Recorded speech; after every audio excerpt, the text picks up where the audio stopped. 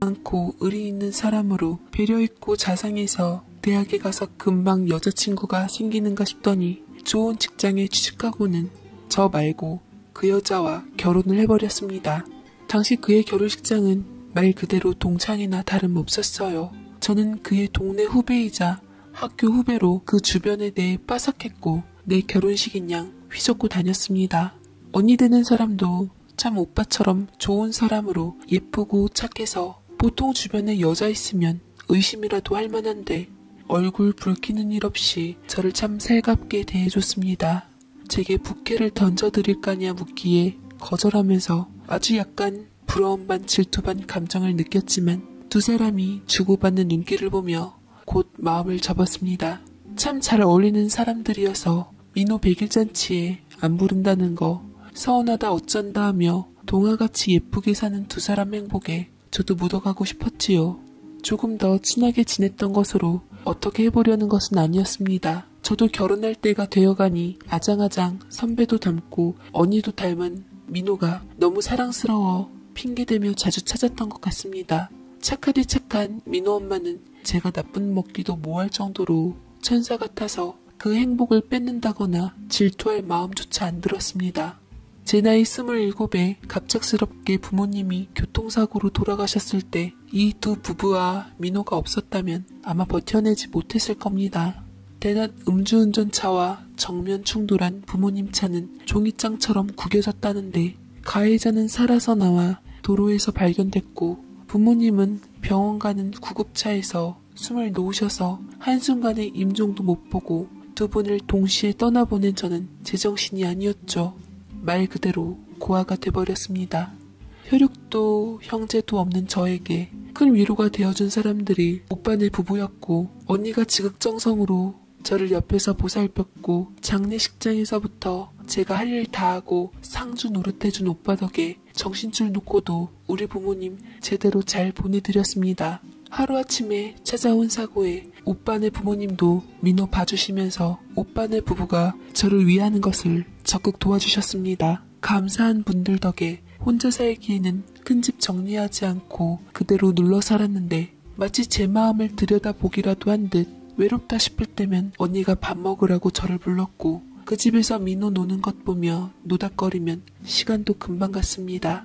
언니는 얼마 안 있어 민호 동생을 임신했고 저 역시 오빠네 부부에게 은혜 갚는 길이다 싶어 저보다 어린 민호 엄마였지만 꼬박꼬박 언니라 부르며 존경했어요. 그런데 임신 막달 어느 날 아침에 갑자기 정신을 놓은 민호 엄마는 그 길로 병원에 실려가 제왕절개로 민주만 건지고 그대로 떠나버렸습니다.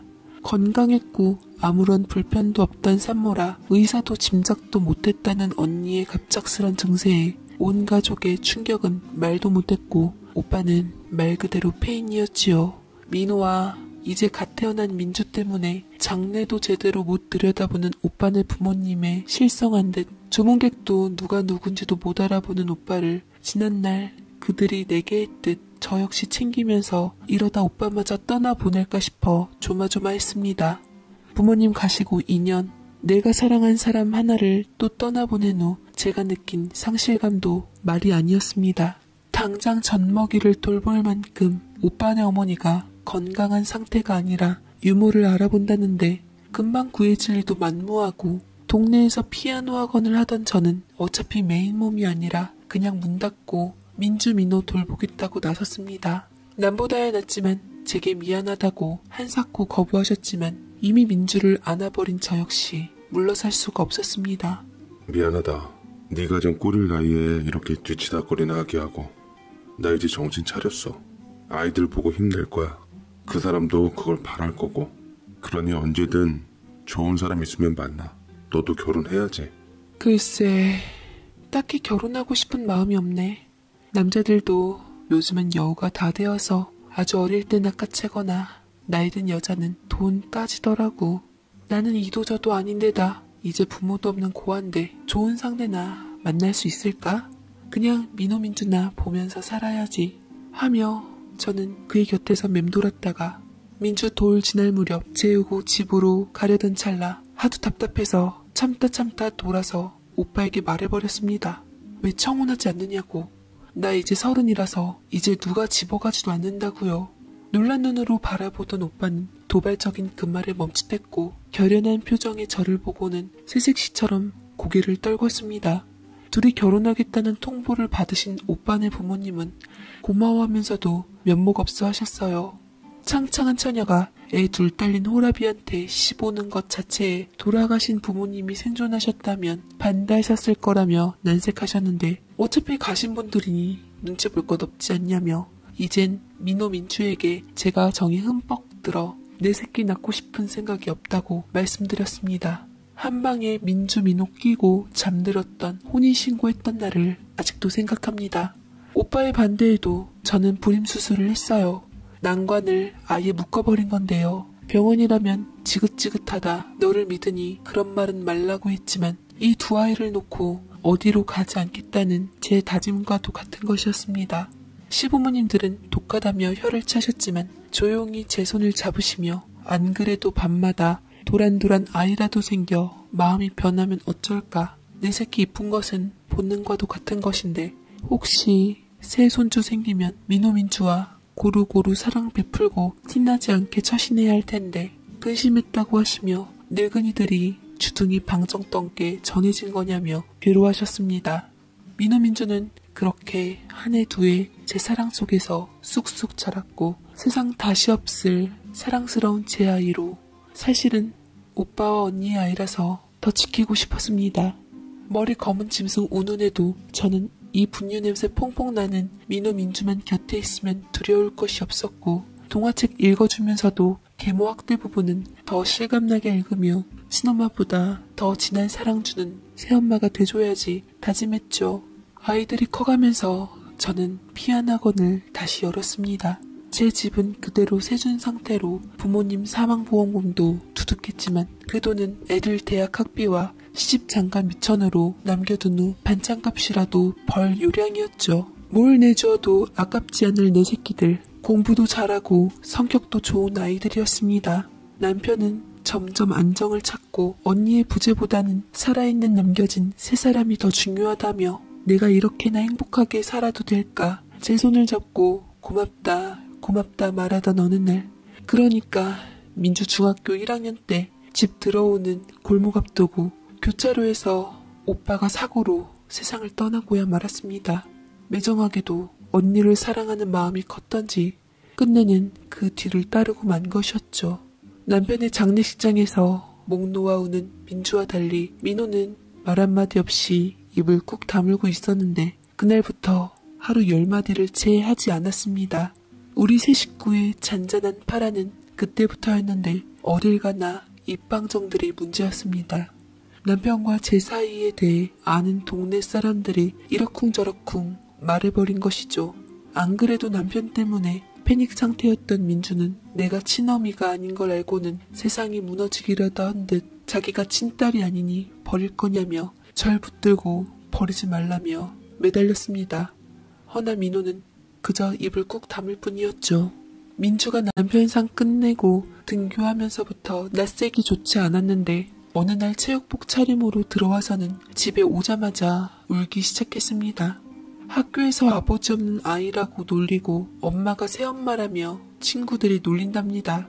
친엄마 내쫓고 살다가 아빠가 벌받아 죽은 거라고 떠들어댄다 합니다. 눈에서 불똥이 튀었습니다. 감히 금쪽 같은 내 인생과 맞바꾼 내 아이들에게 누가 그런 말을 주어 섬기냐고 민주를 꼭 안고 이야기해줬습니다. 얼마나 사랑스러운 존재인지 네 아버지 가고도 내가 버티는 것은 오로지 너희들 때문이라고 그런 더러운 소리일랑 믿지 말라고 꼭 안고 이야기해줬습니다. 민호는 민호대로 방황하는 눈치였지만 민주 문제가 시급해서 지켜보자 하고 다음날 아침 학교 가지 않겠다는 민주를 달래고 달래다 선생에게 전화를 걸어 아프다고 거짓말을 한 후 재웠는데 점심 먹을 무렵에 다시 전화가 왔습니다. 민주네 집이죠? 왜 학교 안 와요? 어디 아파요? 민주 친구인 듯 보여 저는 답을 해주었죠. 아, 민주가 감기 기운이 좀 있어서 오늘 좀 쉬라고 했어. 민주 친구구나. 전화 왔다고 전해줄게. 이름이 뭐니? 아니요, 됐어요. 하며 끊는 뒤로 주위로 왁자지껄하는데 아 민준이 아빠 그 여잔가 봐 하는 소리가 제게 들렸습니다. 뭐라고 반박하기도 전에 전화는 끊겼고 내 딸이 이런 말도 안 되는 오해 속에서 친구들에게 고통을 당하고 있구나 싶어 가슴이 두근두근했습니다. 일부러 내게 들리게 한 것인 듯 싶기도 했죠. 전하건 아이 목소리부터 재수없는 게 보통 것이 아니다 싶어 자고 있는 민주방으로 가 이불을 들추고는 몸을 살피니 멍이 가슴팍과 다리, 허벅지, 어깨가 다 들어있었습니다. 어제 체육복 입고 들어온 것이 생각나 가방을 들춰보니 쑤셔박힌 교복 블라우스는 형편없이 찢어져 있었습니다. 왜 이래 민주야, 너 맞았니? 이런 일이 있었으면 엄마한테 말을 해야지. 무작정 학교 가기 싫다고만 했어. 아이를 부둥켜 안고 펑펑 울었습니다. 민주 하는 말을 듣자니 사실은 10명도 넘는 애들이 자신을 괴롭히는 그의 한마디에 달려드는데 지나는 아이들까지 불러세워서 힘들게 했다고 했습니다. 일부러 알아봤자 자기만 상처받을 것 같아 팔로 얼굴 가리고 그렇게 했다 했죠. 저는 애를 부둥켜 안고 울면서 가슴이 터져나가는 분노에 허탈감에 미칠 것 같았습니다. 민주 잘못이 뭐가 있나요? 제 잘못 역시 없습니다. 내가 아픈 것은 내 아이처럼 이 핏덩이를 귀히 여긴 죄밖에 없었습니다. 아무리 물정 모르는 어린 것들이라도 내가 낳은 아이가 아니란 죄로 아버지가 사고로 먼저 간 힘든 아이를 괴롭히는 방법이 너무 죄질이 나빠 말을 할 수 없을 지경이었습니다. 민주야, 어떻게 할까? 엄마가 학교 가서 그것들 혼내줄까? 그것들 집에 찾아가 요절을 내줄까? 말만 해. 아니야 됐어. 우리 잘못 아니고 엄마 누구보다 더 좋은 엄마야. 그것들이 못된 것들이지. 엄마 잘못 없어. 아빠 잘못도 아니고. 걔네들 무서워. 엄마가 상대할 수 있는 애들이 아니야. 민주야, 엄마 너희 때문에 조신하게 사는 거지? 예전에 그래도 날렸던 사람이야. 엄마는 태권도도 배웠어. 너희들까지 흠잡힐까봐 얌전히 살려고 눈치 보는 거지. 엄마 마음 독하게 먹으면 못할 거 없다? 엄마는 암사자야. 민주 너는 사자 새끼고. 무서워봤자 애들이지 싶었지만 민주는 이미 겁에 질려 있었고 몰래 선생을 만나보니 이미 내놓은 아이들로 자기들도 통제가 불가능하다고 했습니다. 그 집 부모들도 대단히 외통수에 무식하고 멋대로인 사람들의 민주 괴롭히는 아이가 워낙 또래들을 휘어잡아 선생들도 두 손 두 발 다 들었다고 합니다. 딱히 학교에서도 어쩔 수 없는 것 같아 어찌해야 되나 머리를 싸매다 이래저래 소문난 거 더러운 것들 우리가 피해가자 싶었습니다. 바로 다음날 집 매매내놓고 이왕이면 민호민주 위에 학군 좋은 강남 쪽으로 가기로 결심했어요. 민주에겐 며칠간 힘내라 당부하고 민호에게도 학군 좋은 곳으로 간다 통보하니 고개만 끄덕하고 방으로 들어갔습니다. 생각보다 집이 빨리 빠져서 전학시키고 안정을 찾았습니다.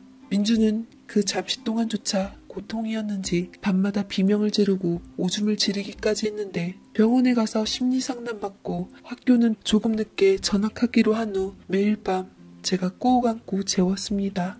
고롱거리는 어린 고양이처럼 한껏 투정 섞인 목소리로 민주가 말하더군요. 나는 사실 친엄마 보고 싶지도 않고 솔직히 먼저 떠났다 하더라도 감흥 없어. 난 지금 곁에 있는 우리 엄마가 없는 것이 더 겁나. 근데 진짜로 엄마가 내 친엄마 쫓아내고 나 뺏은 거야? 그건 아니지? 묻기에 언니가 얼마나 선하고 아름다운 사람이었는지 아빠도 얼마나 사랑과 존경으로 지낸 사이였는지 내가 힘들 때 버팀목이 된 사람들이지만 너희들 없었으면 아빠와 결혼하지는 않았을 거라고 나중에 나 늙어서 너희들이 귀찮아 떠나기 전까진 내가 먼저 버릴 일 없을 것이다 말해줬습니다. 하지만 저와 있을 때는 밝디 밝은 민주는 새학교 등교날 차 안에서 오줌을 지려버리며 다시 어마어마한 공포감에 사로잡혔고 그냥 돌아올 수밖에 없었습니다. 민주야, 우리 그냥 집에서 쉬자. 학교 준비 안 됐으면 안 가도 돼. 엄마랑 좋은 것이나 보며 살자. 민호는 늘 말없이 동생 머리를 한번 쓰다듬고 등교하고 돌아와 동생을 보살폈지만 그걸로도 무척 만족했습니다. 남편이 가고 예전 학교 다닐 때는 슬쩍 담배 냄새도 났는데 새 학교로 온 이후로 새벽까지 공부하며 마음 접은 눈치라 그것만으로도 감사했고 말은 없었지만 여전히 착하고 공부 잘하는 아들이었습니다. 공부 끄리끄리하다는 학군에서도 뒤처지지 않고 잘 적응한 민호가 마침내 서울 쪽에 있는 의대 합격 소식을 전하며 넙죽 제게 절을 했습니다. 엄마, 나 엄마 때문에 의대 진학한 거예요. 나 솔직히 아빠 돌아가시고 엄마가 새엄마라서 놀랐어요. 방황도 했고요. 충격이었어요. 단 한 번도 친엄마가 아니라고 생각한 적 없었거든요. 그냥 당연히 내 엄마였지. 그게 왜 충격이었을까? 왜 몰랐지? 어떻게라도 눈치챘을 텐데. 나 나름 똑똑하고 눈치 빠른데 가만히 생각해보니 남들이 뭐라건 엄마는 그냥 엄마였던 거예요. 난 그냥 친자식이었고. 그쵸? 우리 이렇게 키워줘서 고마워요. 나나 민주 요만큼의 의심도 들지 않게 그렇게 키워줘서 고마워요. 민주 저렇게 힘들 때도 엄마 믿고 나 그냥 공부만 했어요. 여기 대신 유지하기가 너무 힘들어서. 엄마, 이젠 우리 차례예요. 나 돈 많이 벌어서 효도할게요. 민주도 이젠 일어날 거예요. 언제까지 엎어져 있겠어요. 민주야, 오빠 공부하던 노트 다 가지고 있다. 필요하면 말해. 물론 그 이후로 민호는 입을 꾹 다물었습니다. 하루 채 10마디도 하지 않을 정도죠. 하지만 아이가 무슨 생각을 하는지 알기 때문에 어려움은 없었습니다. 공부하러 오며 가며 시간이 아까울 듯해 학교 근처에 자취방 알아주랴 물으니 눈이 동그래지면서 주춤거렸죠. 혹시 저랑 사는 게 싫어요? 금세 눈이 붉어져서는 학교 다니는 거 하나도 힘들지 않다며 엄마는 자기가 지켜줄 거라며 소리치는데 귀여워서 혼났습니다. 다만 그렇게 걱정되면 중고차라도 하나. 하는 말에는 제가 이런지하에 거절했습니다. 친정 부모의 남편까지 차 사고로 보내니 민호 민주고 차에 다칠까봐 걱정돼서였죠. 엄마도 민주 병원 다니는 거 끝나면 차 없앨 거야. 사람들 많은 곳 혹시나 안 좋을까 싶어 어쩔 수 없이 모는 거지. 내가 차로 너희들 아빠랑 부모님 그렇게 보내고 지긋지긋 치가 떨리더구나 하니 바로 알겠다며 미안하다고 하고는 토 한마디 없이 일어나던 착한 아들이었습니다. 민호 말대로 제 오빠를 보고는 용기가 난 건지 민주도 2해 만에 훌훌 털고 일어나 공부 조금 하더니 중고등 검정고시 한 번에 패스하고 수능 준비를 했습니다. 여중 여고는 자신 없어도 이제 다 큰 사람들은 무섭지 않다는 것이었죠. 민주는 그렇게 혼자 공부해 지 오빠 본과 3학년 때 그 나이 또래들과 맞춰 대학 입학했습니다. 제 딸이지만 대단한 아이였죠. 머리 굵어져서인지 가정사를 몰라서인지 민주는 잘 적응했습니다. 민호는 국시 후에 종합병원 인턴으로 근무하면서 자주 보지도 못했는데 볼 때마다 살이 쪽쪽 빠져갔습니다. 그나마 레지던트가 되면서 한숨 돌렸는데 4년차에 군 복무하며 전문의 공부를 하는 동시에 섹시될 아가씨를 소개하고 싶다고 알려왔습니다. 올 것이 왔구나. 눈이 반짝 빛났어요. 저 좋다는 짝 잘 맞아들여 엮어줄 생각을 하니 엄마로서 내 존재가치, 내 사명이 드디어 시작되는구나 가슴이 두근거렸죠. 민주도 옆에서 눈을 빛내고 있었는데 졸업하고 이제 막 기획사에 취직한 상태라 몰려드는 겹경사에 저는 혼절할 지경이었고 그래 언제 자리 마련하라 한껏 점잖은 척 말했지만 심장이 맞은편 민호에게 튀어나갈 정도로 팔딱거렸습니다. 그런데 며칠 후 민주가 새파랗게 질린 얼굴로 들어와 제자리에 풀썩 쓰러지듯이 주저앉았습니다. 엄마, 오빠 만나는 그 사람, 나 학창시절 나 괴롭혔던 그 친구야. 무슨 소리야 민주야 그게. 알아듣게 설명해봐. 아니 집 밖에 오빠랑 지금 그 친구가 함께 있어. 이윽고 민호가 들어오자 민주가 갑자기 달려가 지 오빠 멱살을 잡고 악을 쓰기 시작했습니다. 너 대체 어떤 물건을 만나고 다니는 거야? 밖에 저거 뭐야? 네가 저거랑 어떻게 엮인 거야? 생전 안 하는 반말에 멱살까지 쥔 민주는 제정신이 아닌 듯했고 어안이 벙벙한 저와 달리 민호는 침착하게 민주를 달래며 자세히 얘기하라고 하곤 진정을 시키더라고요. 민호는 차가 없으니 만나는 여자친구 차로 데이트를 하는데 요즘은 아예 퇴근할 때도 데이트할 겸 집으로 데려다준 모양이더라고요. 헤어지기 아쉬워서 집 앞에 둘이 히히덕거리는데 민주가 오는 것을 보고 얼굴이라도 보여주려고 불렀더니 활짝 웃으면서 오던 민주였습니다만 민호의 여자친구가 내려서 인사를 하자 귀신이라도 본 것 마냥 냅다 집으로 뒤도 안 돌아보고 도망쳤다는 것입니다. 민호 여자친구도 놀라고 기분도 상했다는데 민호는 민주 병이 도졌나 싶어 바로 뒤따라왔던 것이더라고요. 민주 말은 오빠가 만나는 사람이 차에서 나올 때까지는 몰랐는데 안녕하세요 인사를 하며 미소를 짓자마자 트라우마처럼 바뀌었던 기억이 떠올라 누군지 단번에 알아봤답니다. 민주 중학교 1학년 때 괴롭혔던 그 주동자 친구라는 것이었죠. 내 똑똑한 아이를 오줌 싸기로 만들고 폐인으로 만든 검정고시를 치르게 한 장본인이라는 겁니다. 걔 채율이 아냐? 이름도 생생해. 눈이랑 코랑 얼굴 다 엎은 모양인데 나 알아봤어. 그 재수없는 여우 같은 목소리. 민주가 악에 받쳐서 이야기하자 민호가 한숨을 쉬며 동생을 달랬습니다. 민주야, 걔 박시훈이야. 성씨 자체가 달라. 너가 누군가랑 착각한 거야. 웃기지 마. 나는 죽어도 걔가 얼굴 다 뒤집어 엎어도 알아볼 수 있어.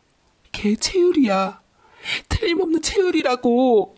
저는 민주에게 일단 알았으니 생각 좀 해보자고 안심시켰습니다. 저야 전화로 몇 초 통화한 게 다고 교실 창문으로 건너다 본 게 다라 그 아이를 본다 해도 알아볼 수 없을 것입니다. 게다가 당시에 저도 악에 받쳐서 얼굴 외워야지가 아니라 흰눈으로 째려보느라 기억도 안 나요. 민호는 이름에서부터 이미 틀린 것 아니냐며 착각이라 생각하는 눈치였습니다. 이름은 그렇다 치더라도 성 자체가 달랐으니깐요.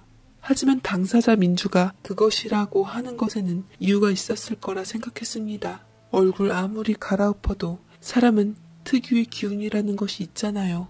막말로 뒤통수만 보고도 좋아하는 사람 알아보듯 싫고 두려운 사람도 뒤통수 아니 손끝만 보고도 알아볼 수 있으리라 생각했습니다.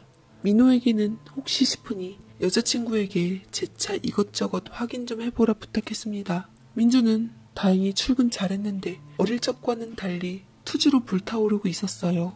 나는 민주 너를 믿는다. 하지만 민호 역시 믿으니 조금 지켜보자고 달래보내고 오후에 민호가 나름 이것저것 물었는데 도저히 교차점이 없다고 답해왔습니다. 출신 중학교도 아예 다른 지역이라 합니다. 민주는 채율이라고 부르는데 민호는 박시훈이라고 하는 여자. 일치점은 나이 한 개밖에 없었습니다. 별 수 없었죠. 저는 제 어릴 적 동네 친구에게 전화를 돌렸습니다. 약 10년 전 우리 동네 중심으로 채율이라는 날라리 여자애에 대한 정보를 수집했습니다. 본인 자식은 물론이고 우리 자식 또래들에게 물어봐달라고 부탁을 했죠. 아니 부모 이름도 아니고 애 이름으로 어떻게 아냐는 원성이 있었지만 일단 알아만 내면 내 안마의자 최고급으로 쏘겠다고 하니 다들 입 다물고 정보 수집하러 갔습니다. 내 자식 일이 달린 문제인데 돈이 문제가 아니었죠. 만약 민주를 괴롭혔던 물건을 맞다면 우리 민호 인생 망칩니다. 한 이틀 지나니 자기 형과 애가 안다는 연락이 왔습니다. 최호락 동네 개주하다가 돈 떼먹고 날랐고 그 딸 채율이라는 여자아이는 동네방네 오토바이 뒤에 매미처럼 붙어다니면서 저보다 예쁜 여자애 갖은 거짓말로 괴롭히고 놀리는 재미로 살던 질 나쁜 아이였답니다. 중2 때 뉴스에 나올 법한 어마어마한 사고를 쳤다는데 전학 가면서 물장사하는 엄마 성을 따라 이름을 개명했다 합니다. 전학 가고도 가끔 동네에 떠서 일대에서는 유명했다고 하네요. 손이 어찌나 벌벌 떨리던지 그런 악독한 것이니 우리 민주를 그렇게 만들었던 게지요. 세상 참 좋구나. 알았다. 주소 불러라. 바로 안마의자 선물로 쏘면서 혹시 몰라 아무에게도 발설하지 말라고 못 박아 두었습니다. 일이 바빠서 근 일주일 만에 집에 온 민호를 앉히고 이야기를 하니 표정 변화도 없었습니다. 내 아들이지만 생각을 도통 알 수 없는 아이였죠. 레지던트 2년차 맹장수술 받으러 온 그쪽 어머니 간병인으로 처음 만났는데 너무 밝은 표정으로 다가왔다고 합니다. 한 1년 동안 안 보이다 친구 병문안 왔다며 아는 척해서 몇 마디 하다 친해졌는데 곱상하기도 한데다 순하고 여성스러워서 마음에 들었답니다. 민호가 만약 어떤 여자가 이러저러한 가정사가 있다면 선뜻 사귀겠냐고 물으니 두 번 생각도 않고 개천에서 용나는 것은 능력이지 인성나는 것은 아니라며 여자는커녕 지인으로 두고 싶지 않다고 하면서도 그렇지만 분명히 그 애는 박시윤이지 채율이가 아니라며 몇 번이나 개명한 것 아님을 본인에게 확인했답니다. 그러면서도 민주말 역시 자신은 믿는답니다. 그게 무슨 소리인지 묻자 나름 알아보고 있으니 시간을 달라고 하더라고요. 차분하고 냉정하게 말했는데 민주 믿는다면서도 지 여자친구를 더 믿는 것 같았습니다. 저도 민주 얼마나 힘들었는지 알아요. 엄마께 차마 말 못한 이야기도 저는 들었거든요. 시훈이가 그렇게 행동했다는 말이 곧이곧대로 믿기지 않아요. 엄마 말이 사실이라면 시훈이 아버지는 인사하러 오는 자리에 올 수 없잖아요. 상견례 말고 허락 겸 인사 자리 마련하자 얘기해뒀어요. 어차피 결혼은 저 공부에 끝나고 할 생각이라 인사시키려던 거였으니 그대로 진행해요. 엄마, 저에게도 시간을 주세요. 민호 너가 그 애한테 푹 빠졌구나. 민준아, 엄마보다 그 애가 더 중하니? 그 애 말이 더 믿겨?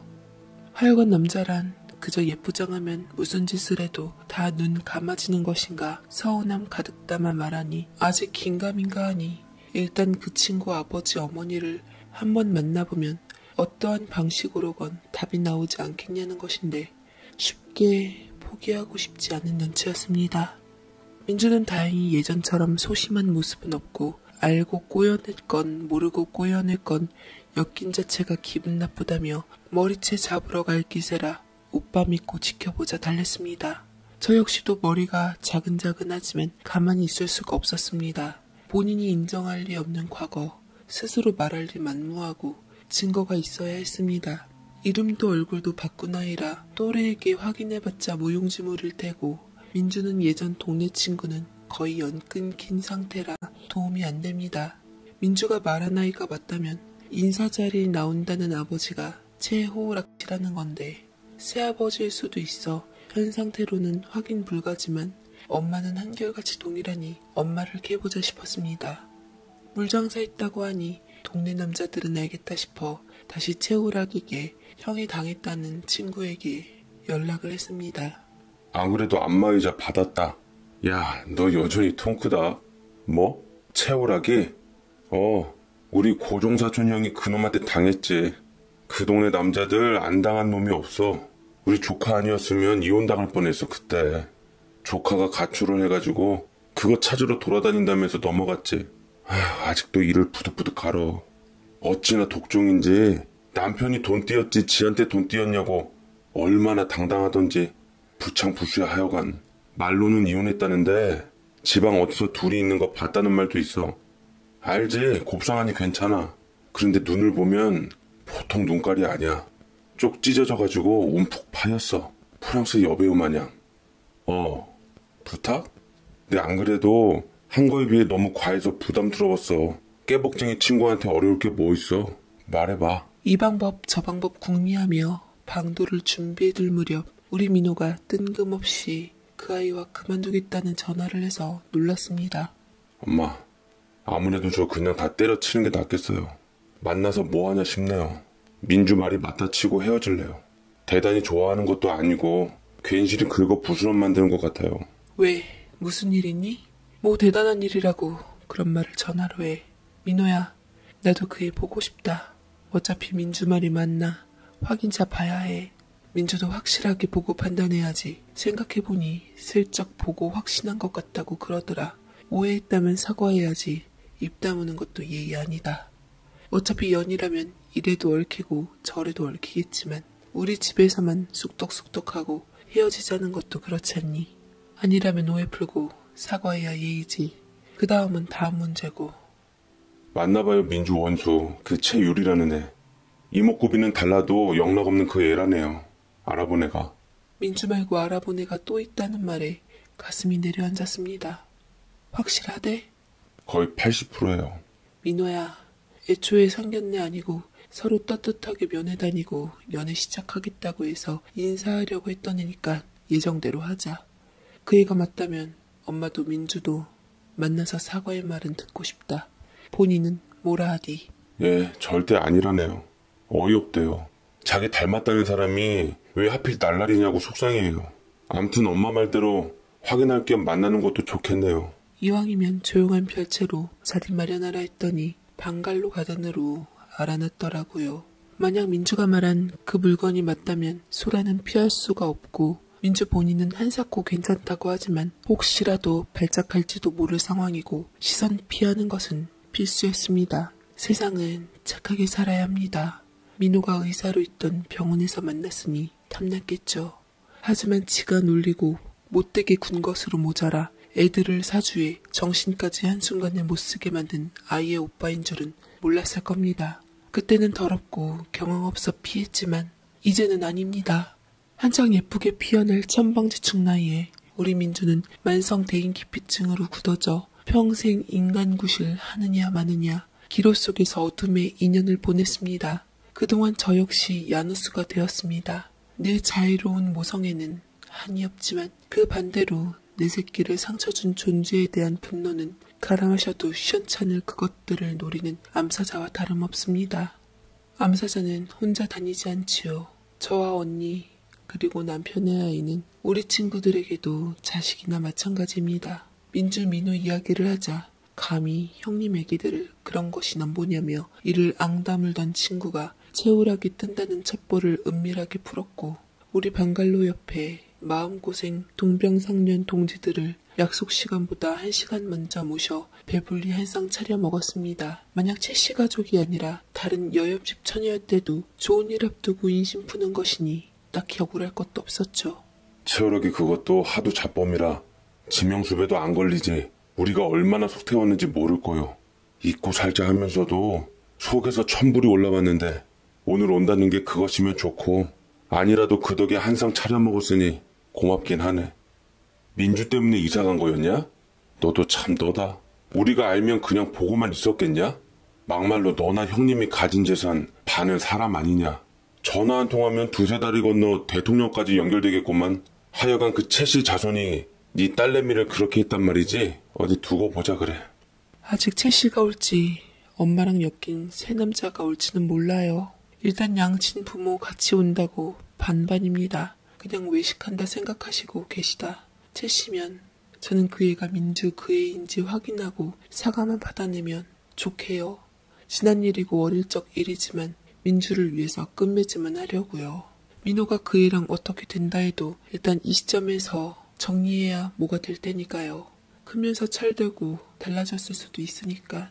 우리 민주 민호도 친부모 가고 새엄마가 키운다면 이상하게 보죠 뭐. 남일이란 게 어차피 그런 거예요. 뭐 깊이 겪어보지 않고 아나요 어디. 점잖게 말했지만 제 머릿속은 온통 영화 속 장면이 펼쳐지고 있었습니다. 흠씬 후드려맞아 팬더처럼 눈에 멍든 저것들이 무릎 꿇은 채 잘못했다며 훌쩍이는 상상이었는데 그렇게 되겠습니까? 다만 제 묵은 원한과 내 새끼의 고통이 생각나 들숨의 천사가 되었다, 날숨의 악마가 되었다 하는 당시에 그 생각으로 긴장을 달랬던 것 같습니다. 자갈갈리는 소리가 요란하게 들려나가니 민호가 먼저 내리고 제 또래 남녀 그리고 운전석에서 참 순하고 예쁜 아가씨가 나왔습니다. 민호가 민주나 제 말을 왜 안 믿었는지 이해 갈 만큼 조신한 이미지의 탤런트 이영을 닮은 아가씨였습니다. 남자는 중키에 평범하디 평범한 인상으로 눈에 띄지 않는 상이었는데 이 사람이 채오락이 아닌가, 결국 민주가 잘못 본 건가 싶었는데 동시에 방갈로 문이 열리고 사람들이 하나둘씩 나오기 시작했습니다. 저는 혹시 몰라서 눈빛으로 민호를 방갈로로 들여보냈습니다. 사람 살릴 의사가 괜히 이런 자리에 휘말려 좋을 건 없죠. 한꺼번에 사람들이 우르르 나오니 시선이 그리로 쏠릴 수밖에 없었는데 서두르지 않고 능글능글하게 이를 쑤시며 친구 고종사촌 형님이 다가오는 동안 아가씨의 아버지가 낯익다 싶었더니 고개를 갸웃갸웃하며 기억을 더듬는 눈치였습니다. 야, 채오락이 여기서만 나네. 왜? 어디서 본 얼굴이다 싶냐? 그러게 내가 죄 짓고 못 산다고 안 했냐? 말이 떨어지기가 무섭게 채오라기가 뛰기 시작했고 그를 뒤쫓는 무리반에 여자의 엄마에게 달려들어 쥐어뜯자 비명을 질러대는 여자들로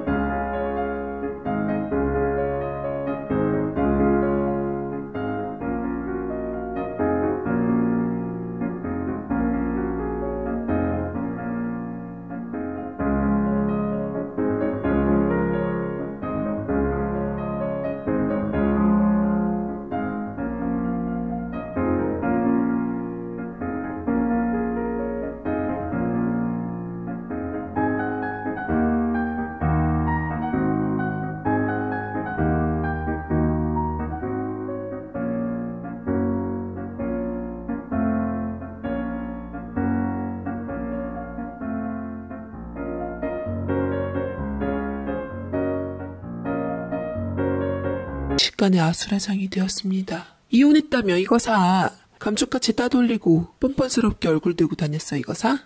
사기꾼에게 속는 머저리라고 그 밥에 그나물이라며 서름주더니 쌍으로 붙어 다녀? 소프라노로 이게 무슨 일이냐며 소리치는 아가씨는 보기와 다르게 육두문자를 걸쭉하게 내뱉으며 지 어미를 도우려는 듯 제가 모신 손님들 머리를 쥐어잡기에 얼른 그 손목을 낚아챘습니다. 아가씨 안녕하세요. 저 민호 엄마예요. 나야말로 묻고 싶네요. 이게 무슨 일인지. 뭐야. 아줌마. 이거 아줌마가 꾸민 일이야? 어째 쎄하다 했어. 나 민호 엄마라고요. 오늘 아가씨가 인사하러 왔던. 흥분 상태라 말을 못 알아들은 건가 싶어 재차 말하니 입을 비틀어 조롱하듯 말하더군요. 그러니까 아줌마라고. 어차피 친엄마도 아니라며. 얘기 들었어. 친엄마 아닌 거. 은혜 어쩌고 하는데 피도 안 섞인 거 살살 꼬시면 우리 편 되겠다 싶었는데 이게 뭐야 재수없게. 이 못된 것이 그렇게 말하는데 마음이 편안해졌습니다.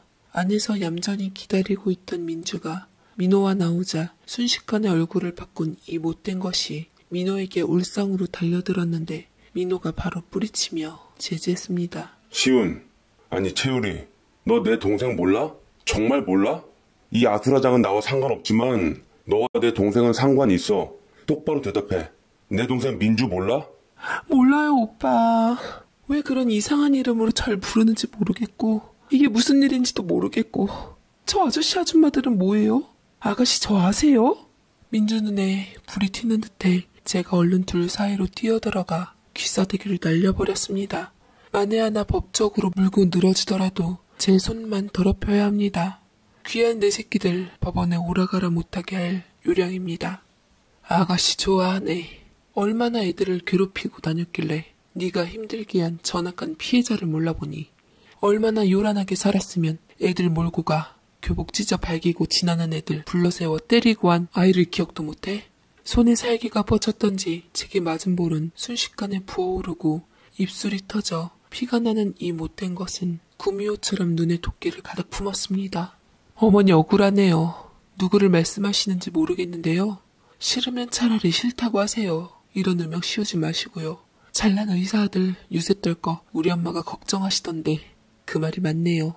아가씨가 학교 다닐 때 따돌림 당해서 힘들어했다던데 저 아니에요. 이름도 얼굴도 다르잖아요. 오빠 계속 물어봤던 게 어머니 때문이었어요? 저 아니에요. 억울해요 저는. 인간 같지 않은 것이 나불나불 주워 삼키는 소리에 저도 모르게 몸이 허공으로 뜨더니 주먹이 뻗어졌습니다. 눈탱이를 가격당한 못된 것이 눈을 부여잡고 털썩 주저앉자 손이 절로 움직이더니 머리를 쥐고 흔들어졌습니다. 제 의지라기보단 꾹꾹 눌러왔던 해묵은 고통이 한 번에 터지듯 엄마의 채통이고 뭐고 없이 이것 말대로 어차피 친엄마도 아니라 더 이상 흠잡힐 것도 없겠다. 갈퀴처럼 머리카락을 움켜쥐고 머리가죽을 벗겨버릴 각오로 덤벼들었습니다. 얼굴 이름 바꾸면 뭐해 이거사. 부모는 그대로인데. 네 잘난 부모까지 싹 세탁을 했어야지 이거사.